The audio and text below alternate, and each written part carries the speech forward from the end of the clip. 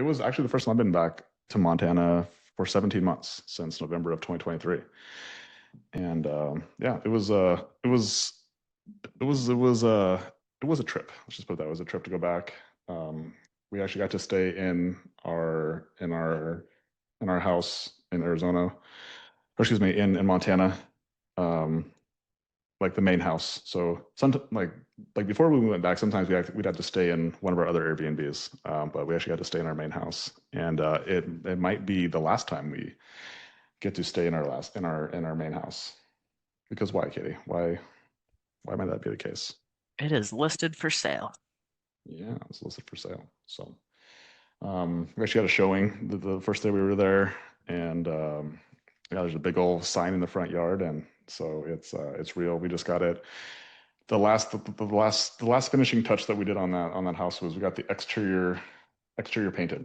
And so up to that point, almost everything you can think of was done from an aesthetic standpoint. New roof, new windows, new kitchen, new bathroom, um, new flooring throughout the whole house. Yeah, and then we added a garage and a what's called an ADU. That's what we call it in Montana. Stands for an additional dwelling unit. So yeah, we put a lot of work in that place, and so it was actually the last day of 2019. So December 31st, 2019, we closed on that property. And Katie, how excited were you to move into that house? I was not. That place was a dive. Yeah. So just um, yeah, sometimes what it seems like you're doing in the moment isn't what you're doing, and that's why having a little bit of vision and having a little bit of direction of where you're going to go allows you to take what appears to be a step backwards. Because at the time we actually lived in I'll call it a nice condo. It was a 3 bedroom, 2.5 bath condo, had AC. You know how you live it up in Montana is when your home has AC, right? Um, Super nice condo, super nice finishes. And I was like, Katie, we're actually going to move our brand new baby and our oldest kid into a new school district, into a new school, and we're going to move into this property that has potential. It's got lots of potential, and it was in a neighborhood that was transitioning. We with a little bit of vision and a lot of luck, we moved into that house at about the best perfect time you could move into that house. That section of our town had a tax or had a grant for any businesses that were wanting to help with the restoration of what was called Midtown Bozeman, and they got a tax break to build there. And we moved in. There was lots of trailer houses and lots of riffraff in that town in that part of town, and Do we you remember wanted what like happened the day that we moved in? the day we moved in across the street, we watched somebody get arrested. There was a I did. drug bust across the street in the house across the street. Yeah, yeah. So it was. And I was like, "Welcome, Katie. This is our new home." And Lainey was 6 or 7 months old. Again, Kobe was moving. Like there was a school right next door to us, and that's where Kobe was going to go to school. And she was mad because she had to move schools, and Katie was mad because she had to move into this dive that also only had one bathroom. So we all like this home had one bathroom, The and tub was pink. The it was sink was pink. yeah. It was from 1960. It was built in 1960. Yeah. And yeah, so moved into this property, and it was a fixer-upper. So the one thing that I saw right away that made it worth it was it had a basement apartment. And so I always wanted to live in a home that had the opportunity to that I could live for free. And I thought that was like the biggest hack, because most people's biggest expense is their rent or their mortgage. And I was like, if I could just turn that into something that actually, like, instead of being a line item on my liabilities, I could turn it into an asset where it actually give me money every single month, and I think that I would be getting ahead. And so I saw this basement apartment, and that was one of the reasons that I was like all gun ho for it. And then at the same time, I was like, we could fix up our part, as well along the way after we got some money from the basement apartment. And so yeah, we end up buying this house for $455,000, and and moved in 2019. And we had to do a little bit of work to it. But now, fast forward 5 years later, Katie, you can probably drop the link if you want for the listing. It's listed at 1.25. So it will, yeah, it'd be almost $1 million in value it's added over the last 5 years. And we forced a lot of that value from just what we like when we put into it. I think we calculated. I think we put in a little over $300,000 in renovations and work to that house. So we definitely just forced some of that equity, and then just buying at the right time was 2019, and the prices just went up after that as well. And so it's kind of one of those transitions. And that home was at the basement apartment was our first Airbnb. And if it wasn't for that first Airbnb, we never would have gotten to our second Airbnb. And if it wasn't for that second Airbnb, we never would be in this cleaning business talking to you guys today. And so this home kind of it has a lot of tie-ins to this $1 million cleaning business that we're building as we speak today. And for it to potentially be the last time that we're in it. It's just a transition to the next step, into the next phase of life. And this was the first time that we went back there where I was like, I'm like,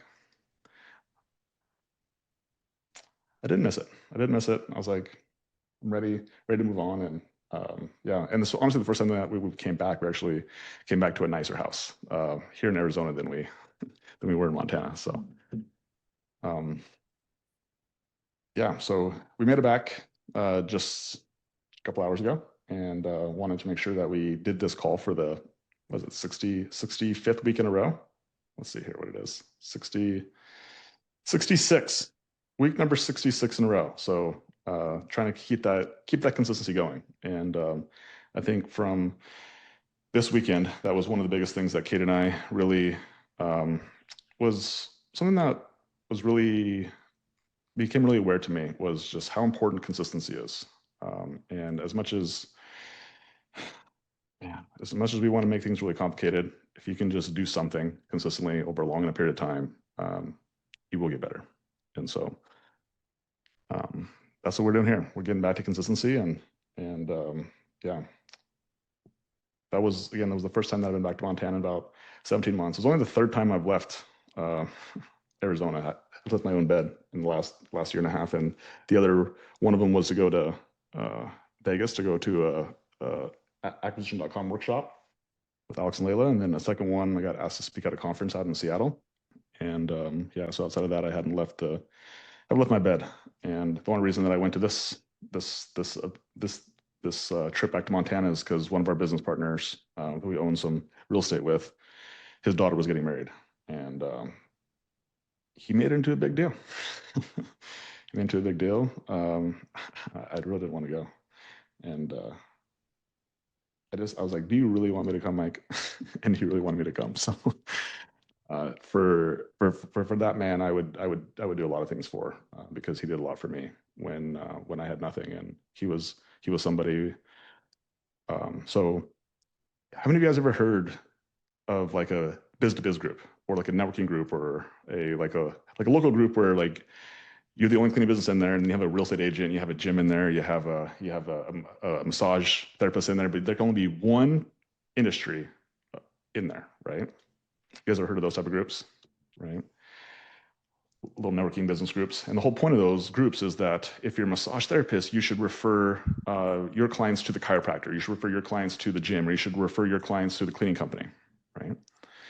And so in 2015, so literally 10 years ago, I had just moved into my third location of my gym. So I only had one gym, but I moved it 3 different times in the first couple of years.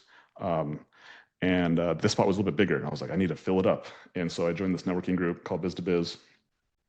You guys don't know how many leads I got from that group? Look, I'll spoil it for you. I can count them. Right, I can count them. No, you can't.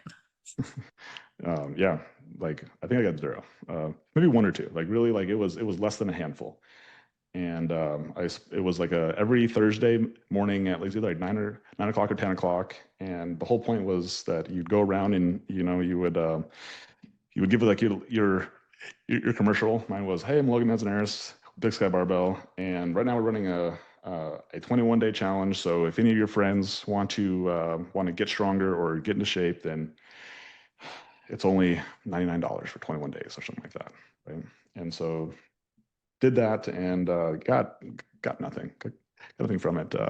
However, there was one thing I did get from it, and on those commercials, everyone would go around and they would sell their business. And then there was this one guy who didn't really sell his business at all. And instead he just like talked about his real estate and talked about his tenants and like just like shared stories. And I was like, who is this guy? Like this guy's different. This guy's different. And generally speaking, people in that room are not generally successful. Let's just like, and I'm speaking generally because there's always outliers in every room.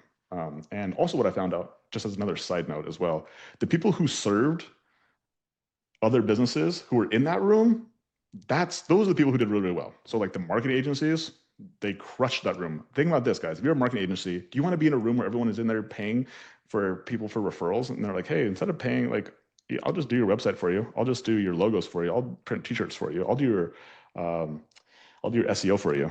And so that guy, there was one guy in there that he crushed. He got all of us. He got all of us. So if you guys ever heard my website story, it was from that group. But that's for a different day. But this other guy, he would just talk about his rentals. And inside that group, you were encouraged. You were encouraged to create relationships because obviously part of referring is that you want to have conviction behind who you're referring. And so I was encouraged like to go out to lunch and breakfast and things like that. And so I remember his name was Mike. I asked Mike like to go out to lunch with me. And went out to lunch. And by the end of lunch, I was like, who the hell did I just meet? He was telling me like he had all the rentals he had. He remember, so this was 10 years ago, and I'll never forget the number, but it was $38,000 in rental income a month. So I was like, who the frick is this guy? And why are you in this room? Like, why are you here? Like, that was my biggest question. I was like, why is someone so successful in this room? And I come to find out that one of his buddies, whose name was Brian, was in this room. He just started a water softener business, and so he asked him to come so they could hang out, right? And so he just literally just come to hang out and hang out with his buddies or with his buddy. And once I realized that how successful this person was, I was like, I got to figure out how to add value. I got to figure out how to get a relationship with this person. Like, how do I get something? Like, that's honestly, I'll tell you the truth. How do I get something from this guy? Like, he's very successful. I don't have any successful people in my life at this point. And I was like, okay, how do I add value to him? So I have no money. Cool. Can't pay him. I was in my second year of business and had made no money for my business. So like, cool, I have nothing to offer him there. And then I was like, what? Well, I'm a personal trainer. I have my own gym. So I asked him, I was like, hey, I got a proposition for you. I will train you for free twice a week. My hourly rate is $60 an hour. So it's basically $120 a week. I will do it for free. If while we work out, I can just basically ask you questions about real estate. And he's like, that seems like a pretty good deal. I was like, okay. And so that's what I did. And I remember this after the second week, I said bye to Mike, and he was my last client for the morning. And I just remember thinking to myself, I don't know any more questions to ask him about real estate. Because like I didn't really know that much about real estate. And I was like, but I didn't put an end date on how long I was going to train him for. So I just was like, oh, I'm so stupid. So stupid. So then after that, I just started asking him questions about himself and his family. And I got to learn who he was. And we ended up becoming friends. And I trained him for 9 months, and then I ended up training his employees for probably another 5 or 6 months after that. And we ended up creating a friendship. And that was like 2015 into 2016. And then, and then eventually I stopped training him, or really he just stopped showing up, which is what happens with most fitness. If you guys didn't know, like all my clients in fitness, they go away, not me. But that's, it's part of the game. So he went away. And then in 2017 is when I met Alex, right? And so then I actually had like a gym mentor. And so that's when gym blew up, 2017, 2018. And then in 2019, is when we bought our first piece of real estate. And can you guys guess who the first person I called was?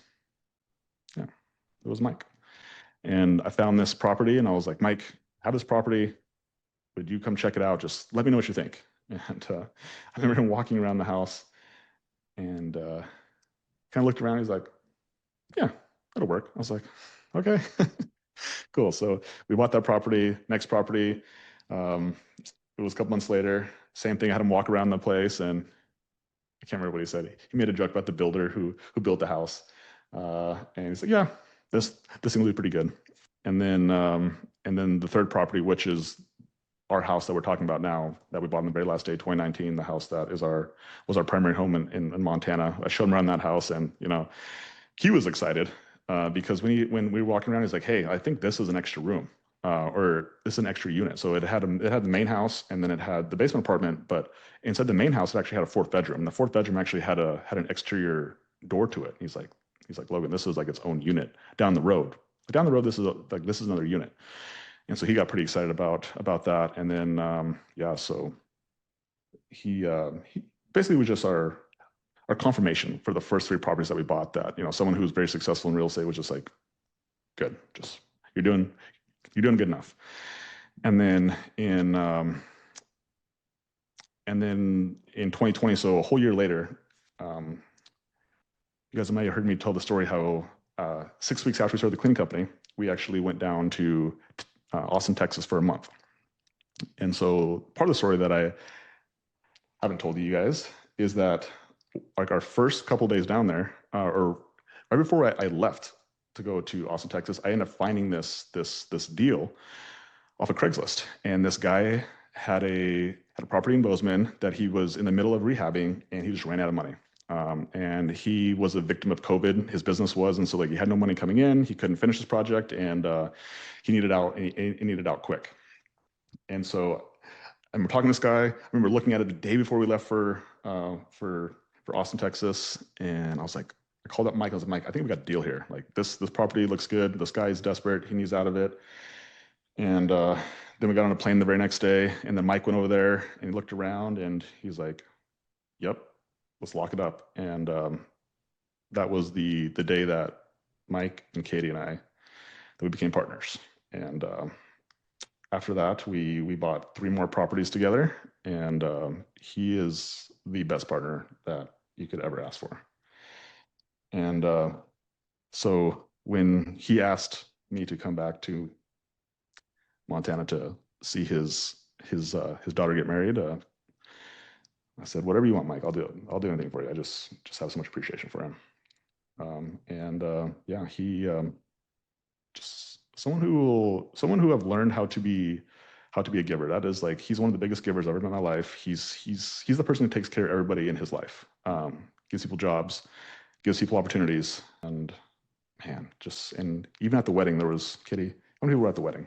Probably 250. Probably 250 people. And he did it right, man.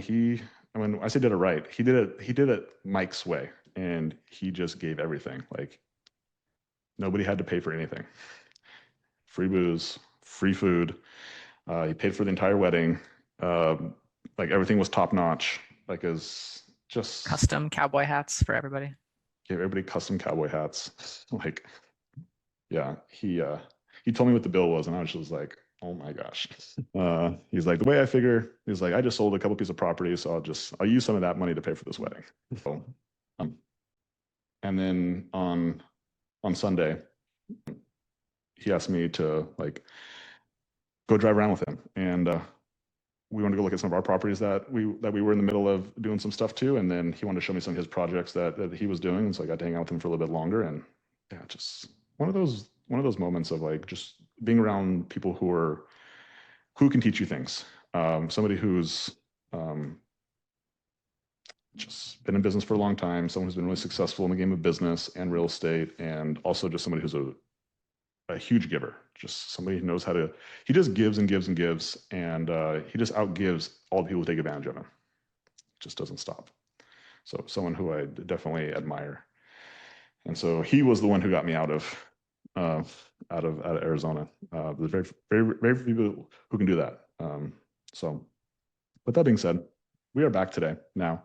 Just got back, and so we're going to share with you guys the road to a milli call. And yeah, if it again, if it wasn't for Mike and the real estate, we wouldn't be on this call today. We wouldn't be talking about cleaning business because we never would have had any real estate to do Airbnbs, and if we didn't have Airbnbs, we wouldn't do cleaning business. And then you guys wouldn't maybe be in this exact situation today. Who knows if Marie would be doing, you know, a $65,000 cleaning business and Kayla would be doing $130,000. Like, who knows if that would have happened, right? And so it's just like some of the decisions, some of the small decisions can end up turning into big decisions. And it's those little risks that we take. It's those little moments where it appears we're taking a step backwards, where we're investing, where we're delaying gratification. And even going back to that house that we bought for $450,000 and it was a dive. Now like that property is like it's super nice. Again, it's appreciated almost $1 million in 5 years. And someone will be very lucky to have it. And honestly, one of the only reasons that we're getting rid of it is because they changed the Airbnb rules, and so which is a problem with Airbnb. As many of you guys probably heard or have experienced, maybe in your guys' local areas, like Airbnb is not it's not liked by most of the neighborhood. So rules keep changing. Hotels have an influence on that as well, and the Airbnb rules have changed to where, especially because we don't live there anymore, we can no longer legally Airbnb that house. So yeah, so for us, it just makes sense to get rid of it and for us to put all of our attention and our focus on growing cleaning businesses, and that's what we're doing. So speaking of the cleaning business, so today we're going to be talking about Mesa 5-star cleaning and talking about its 66 week of growth and how we're turning it from $0 into a $1 million business. And so without further ado, I'm going to share my vision sheet with you guys. So you guys can see if we close the gap on this $1 million mark, or if we got further away. And sometimes you got to get further away for a period of time so that you can get back closer to Kind of like that 1960s house. Yeah. This is what we call investing. And so I think that's one of the most important things I want to share with you guys, because I think if you can just think of yourself as investors, then all of a sudden you have longer time horizons. Specifically in real estate investing, like people will be jacked. They'll be jacked if they can get a 10% return on their money, which means that if they put $100 into something, that it'll take them 10 years to get their $100 back. And that's like, people are like excited about it. And so in the cleaning business, like we can make money on our marketing and we get the money back in the same week. And so that's sometimes that we run into the issue that we have an expectation that, like, if I don't make money today, then I'm not doing well. And if you can just understand that, like, a business, and specifically a business system, it doesn't depend on the owner to run it. It's an investment. And that investment takes time. And it takes money. And it takes attention. And it takes setbacks. It takes frustration. But when you have perspective that you're building an asset, that's always what has put me at peace in this business. And I think it's one of the reasons that we've been able to grow this business, because like I'm not afraid to invest both time and money and attention into something and then not make money on it today.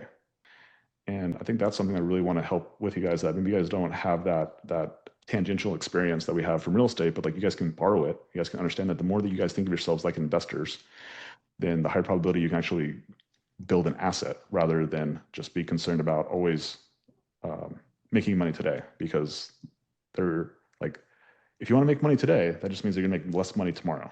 If you're willing to take less money today, you can make a lot more money tomorrow. And that's what we're trying to show you guys here, is like how to make as much money as fast as possible, but understand that there is going to be seasons where you make less money today, and that's going to be because you're going to be investing in marketing for clients, marketing for cleaners, and then the next step of that is then you're going to be hiring office staff. You're going to be teaching them and training them, and so all those things have a cost that is going to bring down your profitability of your business. And so while in the beginning you can make 25-30% profit margins if you're doing the work, I believe that when you have an asset that runs without you and you can make 20%, then you have an option to do it again. And I think that's where you're going to make real money, is not just doing this once, but doing it twice, doing it 3 times. Having an option to do it, just having the option to do it more times. And that's how you can build something really big. So that's what we're showing you guys today, is the system of how to build $1 million business. And that business is the asset. So let's get into the vision sheet here. So vision sheet for 6/7 through 6/13, our projected monthly revenue is 58,000. And so you guys can see from last week, we went from 50,000 to 58,000. So we put $8,000 on the books for the month last week. So that was a fantastic week. As we get to the bottom, you guys will see how many sales we got last week. So while it's not a PR, it was a good amount of sales. It was a good amount of sales. Almost $62,000 last 30 days revenue. So that's kind of hovering right there. Next 30 days revenue, 46. So it's creeping. Trailing 12 months revenue, 647,000. So moving up. Current monthly revenue, 28,000, and weekly revenue, 13,500. So you guys can see here, we've kind of been hovering 14, 13, 12, 14, 13. So kind of that $14,000 mark. This week, Katie, how much do we have in the books to start the week out? It was over 15,000. Yeah, so we're getting a little bit of progress here. But yeah, it's definitely a headwind. Let's just put it that way. We got a headwind going, and we're seeing how strong we can push through here. Recurring clients has been a huge headwind. I think our peak was like 165, and so we're consistently 10 to 15 recurring clients lower than we have been, and again, not really growing. So something that in every meeting we're talking about, what do we need to do? Just continuing to put effort and attention on it so we can get this recurring client up, so we can start the week, we can start more weeks out with 15, 16, $17,000 in the books. Weekly cleans, our total weekly cleans number has been good. It's just been really low. That's been an issue. Revenue per clean has been low. Number of cleaners, 19 cleaners. As you'll see, as we got down below, we got rid of some cleaners, and one of our trainers quit last week. Actually, no-showed a clean on Friday. How exciting! And then 259 assigned cleaning hours. So business is like, the longer you're in business, the less things surprise you. And I think what I've discovered, for me personally, who's somebody who to the naked eye might seem like I have no emotions. Yeah, I have emotions just like anybody else does. And at one point in my life, I probably had less control of my emotions than most people did. So much so that I was in anger therapy or anger management, which is therapy, because I had no restraint over my feelings. And but it came from that time in my life, and those being out of control, to eventually me taking back control by saying, like, this is on me. This is not on the external world. This is on me. And I've worked at it, and probably since 15 or 16 years old. I align a lot of my anger therapy working on with the gym. Those are kind of two things that I've kind of mashed together. So it's been about 20 years that I've been actively working on controlling my emotions. And so as much as it appears that I am a stoic now, it is work. It is not by accident. It is very much on purpose. And I think that business is also, in the beginning, it hurt that because you get very emotional in business, but now it has helped it because I've just been exposed to it so many times that I think the goal in business is to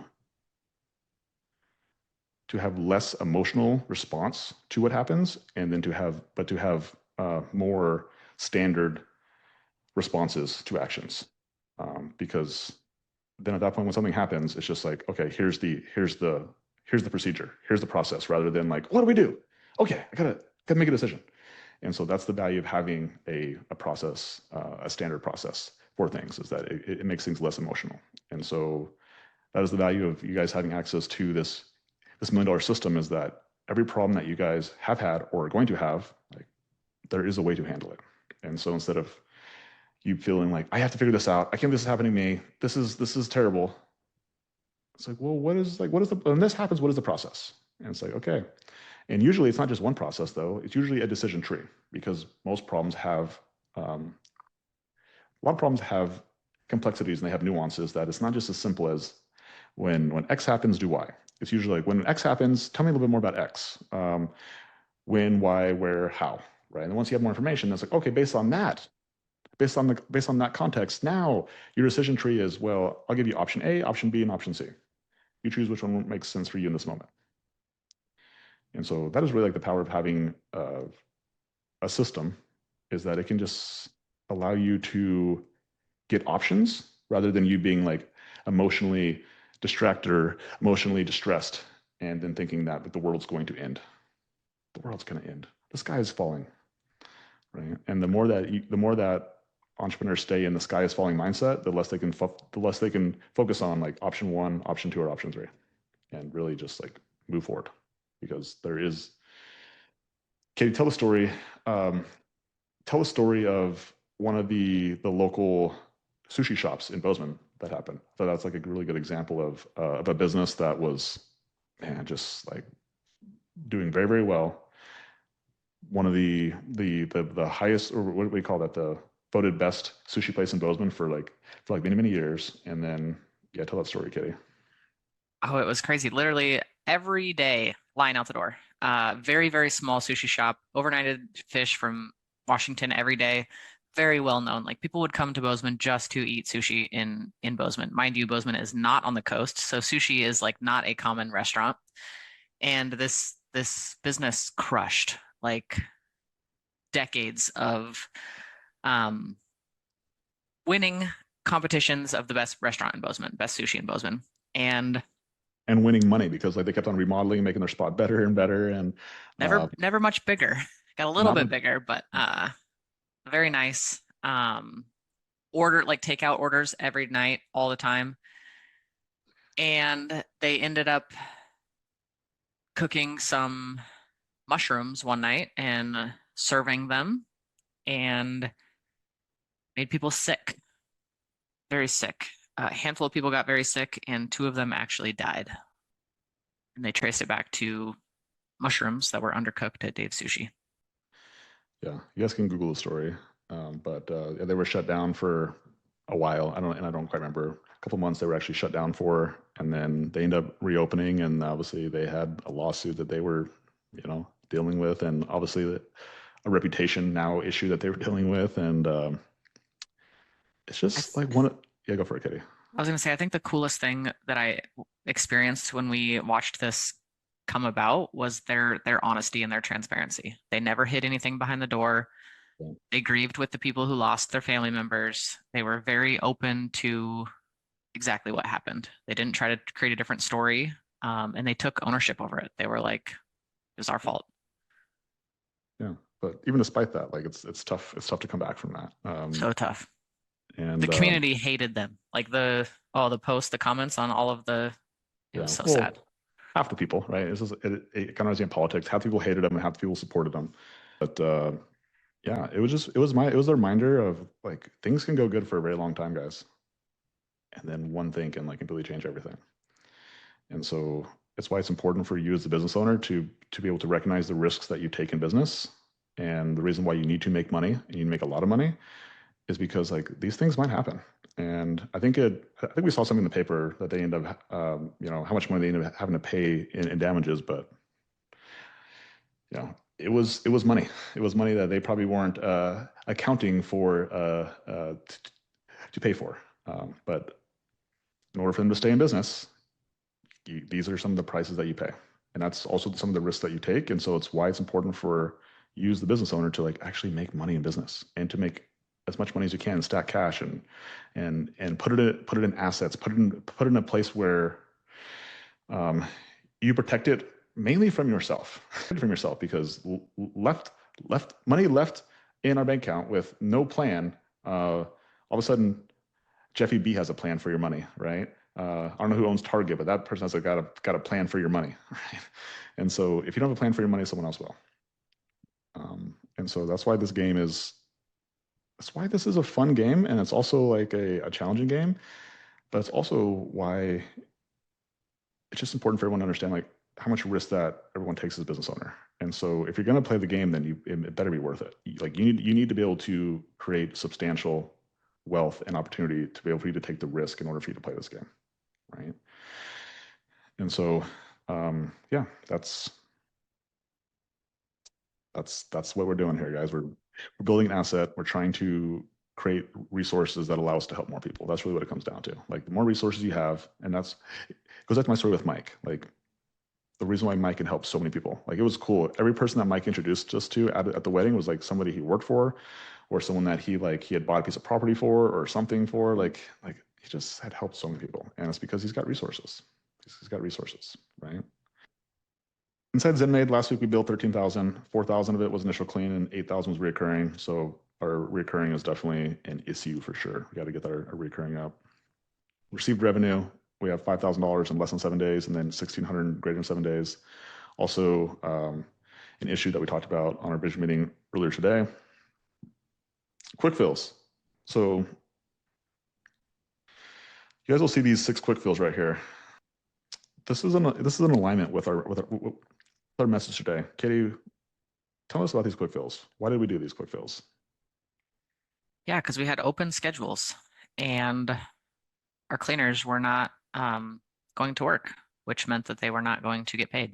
So we spend all this time, we spend all this money, we spend all these resources in hiring cleaners, and then all of a sudden we have no cleans in their schedule.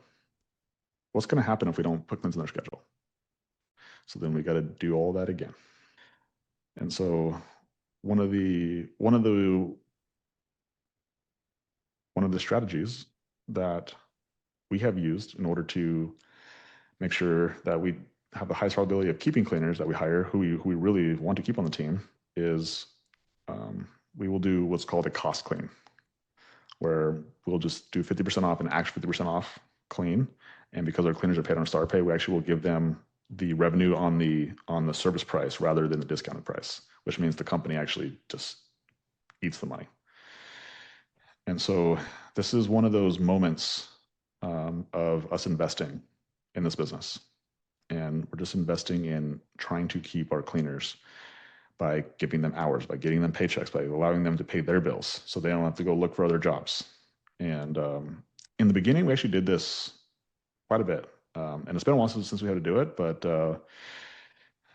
again, we're all in. We're doing whatever it takes to be able to fill our cleaner schedules. And if that means we have to do cost cleans where the company's not making any money, but we're able to keep our cleaners so that way we can eventually have cleans that are actually full price.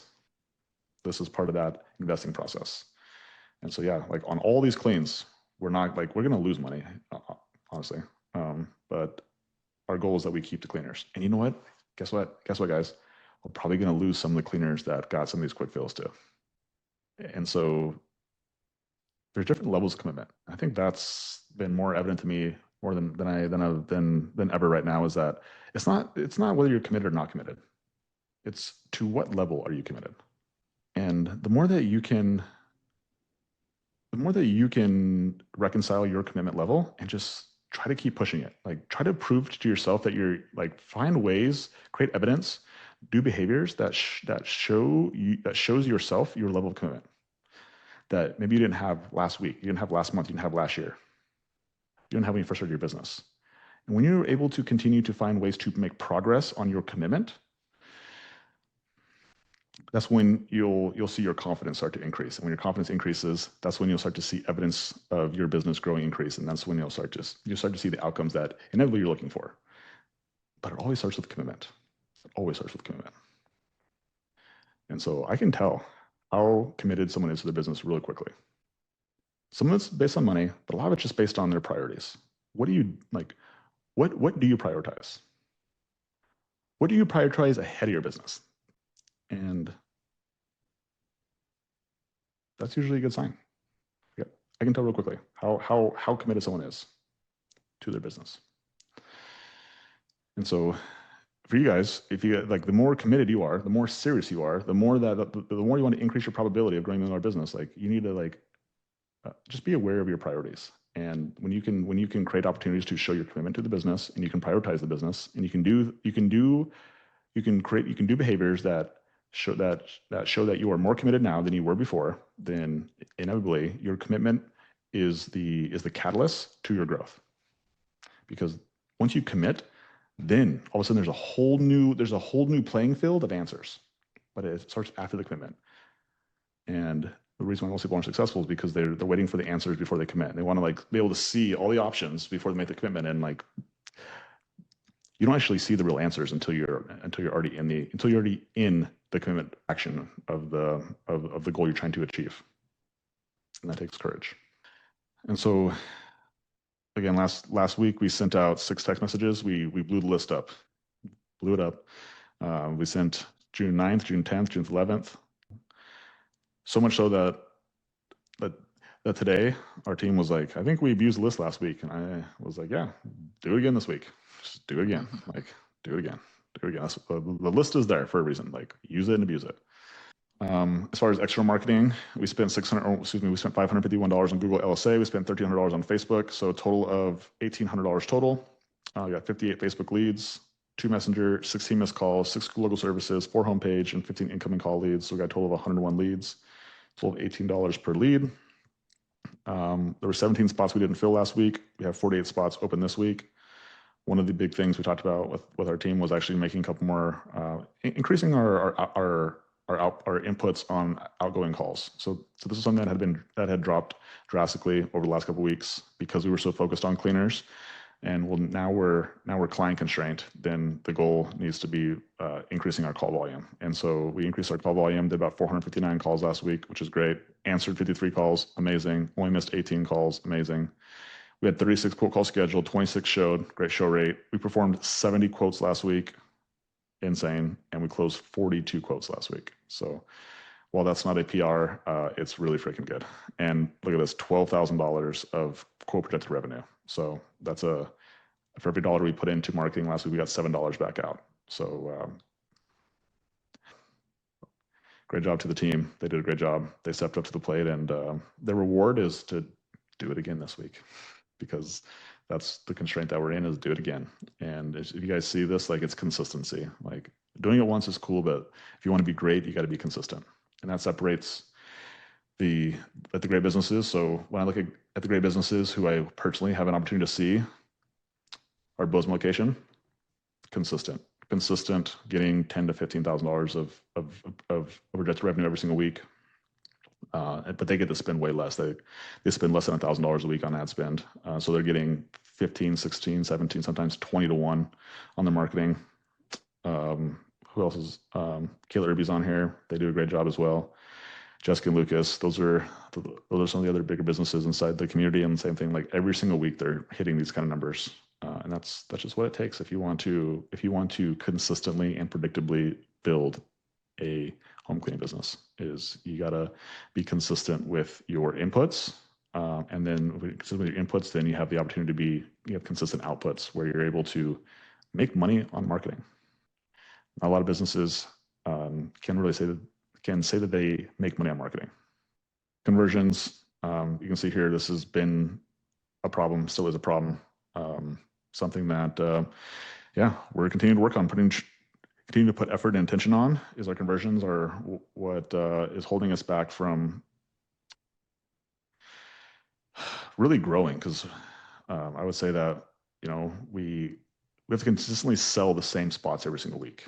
And if we could actually convert some of these clients into recurrings, then we could actually fill the spots we have, and then we could sell more, as we could actually fill more cleaner schedules. So it's going to be something that we continue to put attention on, and it's going to come with also keeping cleaners, which is has been an issue after this point. Cleans, we had 68 cleans last week. 14 were new, 54 recurring, 2 correction cleans, 152 recurring clients, 128 occasional clients. We had 3 conversions, 8 Google reviews. We got a total of 517 5-star reviews. No canceled recurring clients. We had 3 new recurring clients. One was a weekly. That's kind of cool to see. One was bi-weekly, also cool to see. And then we got 1 monthly. About $3,000 fell off the schedule last week. As you guys can see here, we charged no last minute cancellation fees. And then clearing acquisition. So we spent $90 on Indeed. We got 37 applicants, 31 phone interviews scheduled, 21 performed, 9 got pushed to Zoom, 7 performed on Zoom, and we actually hired 0 of them. And so last week was the first week that I actually took back over the yang or naying of Zooms. And honestly, the biggest reason I did it was just to create a better process and system, and in a way that we could make it even simpler for the person yang or naying to do it. And I think so far, so good. I've shared this with a couple of my one-on-one clients just to give them an opportunity to also test it. But man, I've really liked this updated process and system so far. It's made it more systematized. And I think at the end of the day, like the more systematized we can make something, the more predictable outcomes we're going to get. Then just like there's already so much variability anyways. Like I equate it to, we're talking about food, right? And we're talking about eating, let's just say healthy. I don't want to talk like, I don't want to even talk about like dieting or anything like that. Let's talk about like eating healthy. Okay. And the moment that you tell somebody they have to eat the same thing every single day, they start to freak out and they're like, what about the variety? I need variety. What if I don't get variety? I can't eat the same thing every single day. That's so boring. I could never do such a thing. Blasphemy. Food is meant to be enjoyed. And so that logic also gets put into business. And they're like, business is supposed to be fun and exciting. Like, I don't want to like wake up and know what to do every single day, the same thing every single day. Like, I want it to be exciting and new and fresh and like new challenges and new things. And yeah, I promise you, there's always going to be new things happening in business. There's always going to be challenges happening in business. And I highly recommend that you create as much consistency and process and just like when this happens, then do this as you possibly can in business. Because if you don't, then that's where you get chaos. And chaos is like just a level above variation. It's a level above variation where you're like out of control. You're like, I can't control this. And so just understand that like you're gonna get variability in business anyway. I promise you, especially as you continue to grow. But if you can make something a predictable process that you can do over and over and over again, and you can habitualize it to where it just becomes like a routine and something you don't have to think about and you have to put energy onto, it gives you the attention to be able to solve bigger problems, to solve the next problem. And so that's why I'm so like there's like two things I'm really focused on. Number one is like creating and continuing to tighten up the systems that we use for our business. And then the second piece is then do the same thing for the person who's running the business. And the more that we can make the person who's running the business, we can make them consistent. We can get them to show up at the same times. We can get them to think the same thoughts. We can get them to like go to bed at the same times and eat the same food. Oh my God forbid. And get the same amount of sleep every single night. Then like there's a high probability that we'll get like you'll get consistent. You'll have consistent feelings during your day. And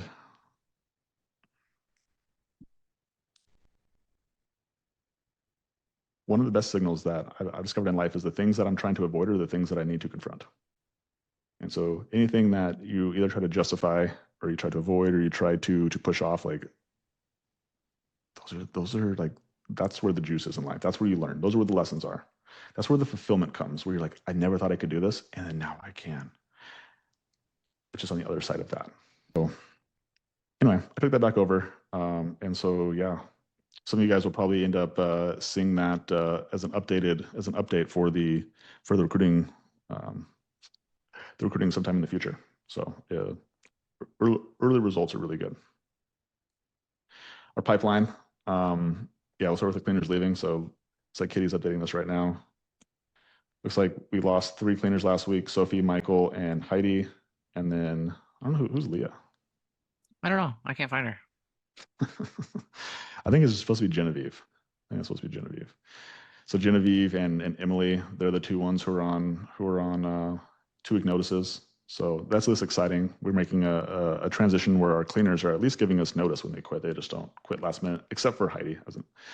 Heidi, she just no-showed her last clean. And she also had 2 trainers with her that both didn't make it. And probably because she wasn't happy with the company. And so she decided that she was going to take people down with her. So always part of the process. And again, it's no bad will, no ill will against her. It's just a lesson that we learned today on the team meeting, on our vision meeting was, yeah, we got to ensure that the people who are in those leadership positions, they want to be there and they want the business to win. Because ultimately, like you can't have people on the team who don't want the business to win, and you're going to jeopardize the growth and the culture of the business when you have leaders on inside the business who don't want the business to win. So, I found her. She's down there. She had hours last week. Leah did, so I added her. cool. Really cool. Yeah, so it looks like Landon, Landon graduated, which is great. We actually pushed a lot of these guys who were supposed to have onboardings last week, all these 613 guys, we actually pushed them back to this week because we actually had too many cleaners in the pipeline who are actively starting. So we actually pushed people back last week, which was the first time we've done that in a long time. So outside of that, we had Gary, and actually I don't even see Kobe on here. So yeah, these training dates are just not correct. So we'll have to get that fixed here. So we actually have Kobe should be on here, and then I think and then Brianna graduated as well. So so yeah, we had 3 people who graduated last week, and Heidi quit last minute or last on Friday. Genevieve and Emily have 2-week notice, and then Kobe, Brianna, and Gary made it through training, and then Leah, Sophie, and Michael all made it through 3 days or 4 days of training, and then we let them go. So other than that, the rest of our cleaners seem to be doing well. Nothing crazy. Olivia had all week off. Yeah, this week we will fill the schedules, and we'll have another big group onboarding on Friday, and continue to push again and see if we can fill these cleaner schedules. And then our goal right now is to have 18 cleaners who are active on the team, somewhere either in training or have graduated. That's what our goal is. And like right now we're sitting at 15 people, so we're right there. We're right there. Average cleaner hours worked was 20, and then action hour rate was $52. And then we had 2 correction cleans, and then 101. So Keziah let Cassia go, let Leah go, and then had 2 conversations with Sadie, who's one of our trainers, about Leah. And so like that was one of those moments where Sadie was having a problem with Leah. Leah was having a problem with Sadie. Keziah stepped in and had a conversation with both of them, and ended up figuring out in the moment. And then later on, it just turns out that Leah just wasn't a good fit. So again, if somebody shows you problems in the beginning, there's just a very high probability that they're going to continue to show you problems down the road. So that's why at the beginning it's so important to be able to confront quick, and then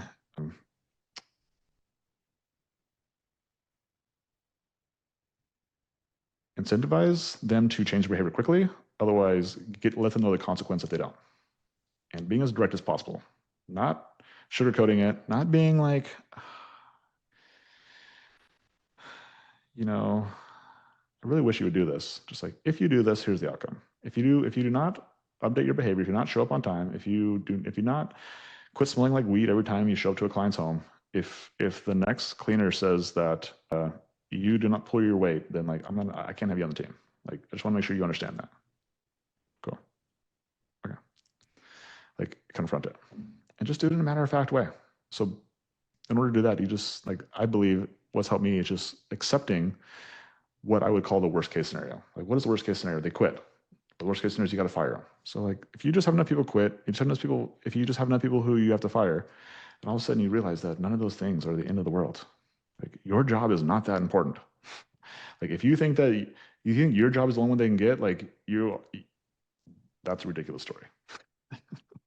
So like, get off your pedestal. Like, you ain't that important. You ain't that cool. So they can get other work without you. You're not their daddy or mommy. Okay. So you need to do what's best for the business, and also do best for them by holding them accountable to the standards. And if they can't hold the standard, then they either grow up or they grow out. They either do meet it or they don't. Either way, because you have to protect your clients. You have to protect your other cleaners. Okay. That's your job. And so, yeah, so because I did a good job here. So yeah, that was again, I won't say nothing crazy happened. Again, on paper, on the vision sheet, looks like we're just kind of hovering around that $13,000, $14,000 mark. But what is not shown on the vision sheet, which is why it's always important to get feedback from the person running the business, is that the culture is getting better. It's making progress. The girls are shouting out each other in the announcement chat. They're showing up to team meetings on time.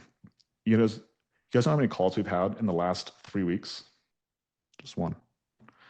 In 3 weeks, I had one call out. And so every single week at the team meeting, Keziah is just like, Gives them a shout out. Great job, guys. And last week when we did have a call out, Sadie, who was the one who called out, she was like, yeah, it was me, guys. I felt so bad. I felt so shitty. Like, I'm so sorry. And they're like, it's okay. But we appreciate you being here today, right? And so even the people who do call out, like they take accountability and take responsibility for it. And so that's what I see. And I also see that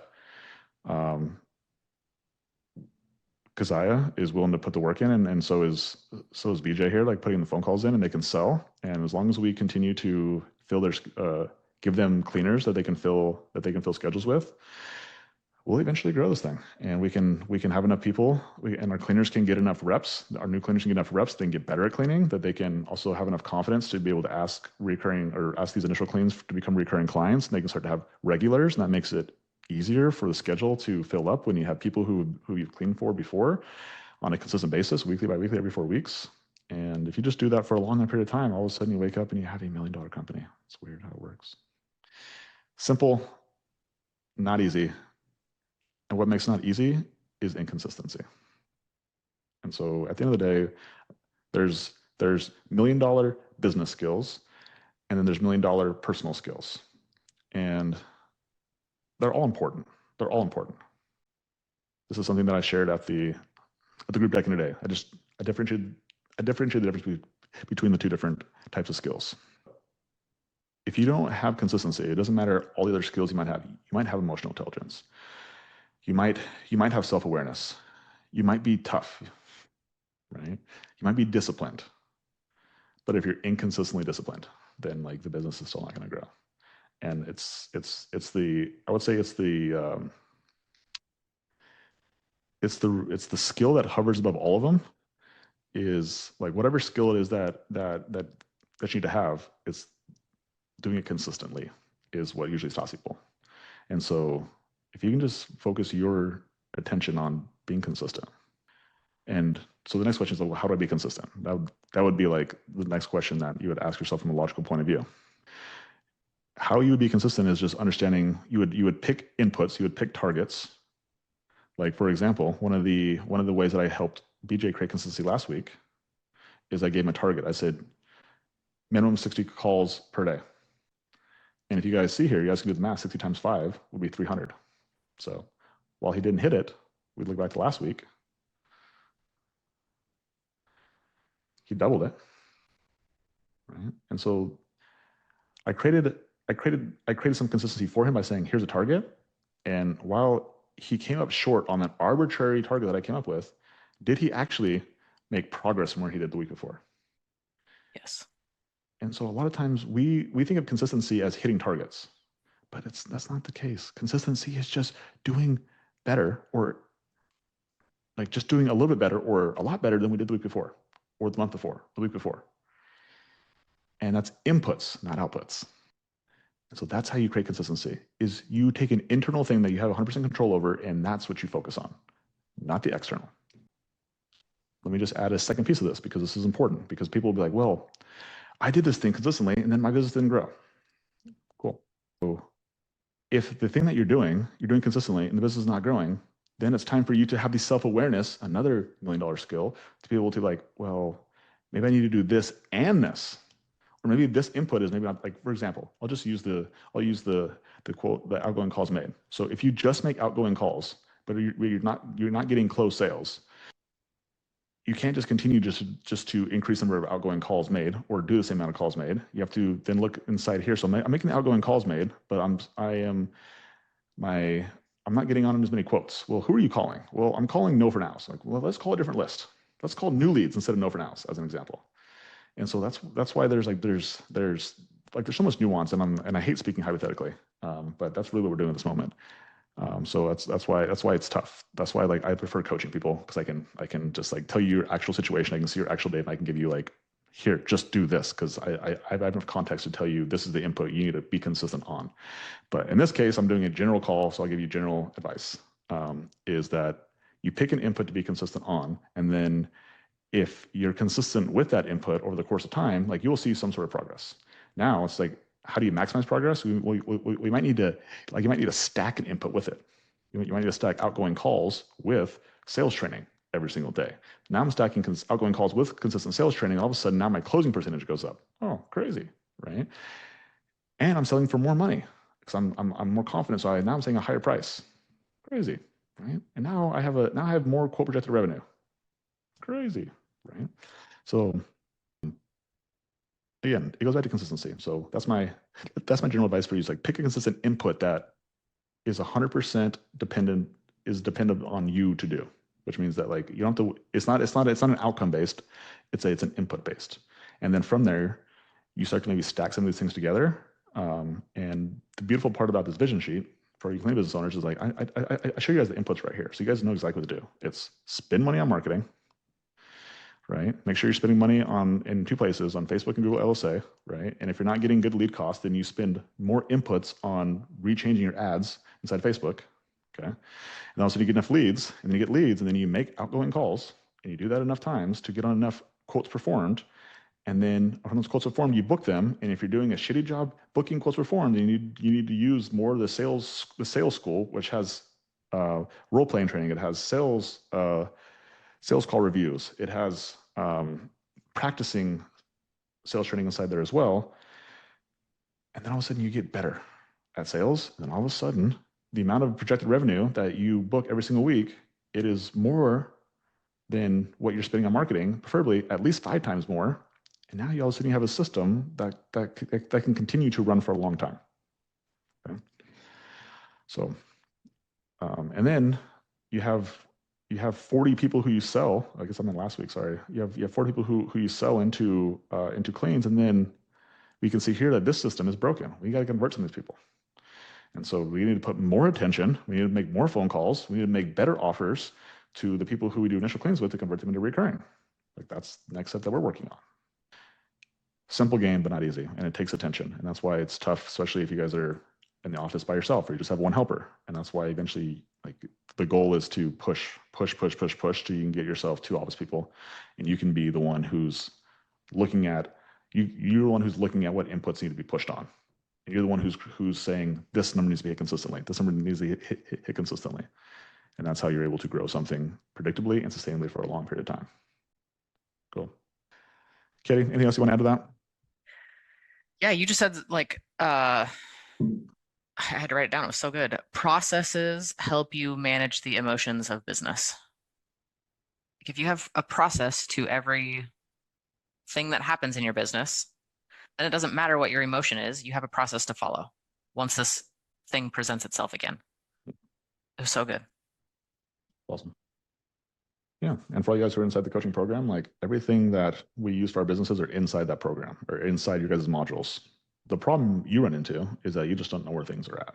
And so that's where your time will be taken, is like you just got to go find things. That means you got to search, maybe you got to ask questions, but like there is a process to the problems you have.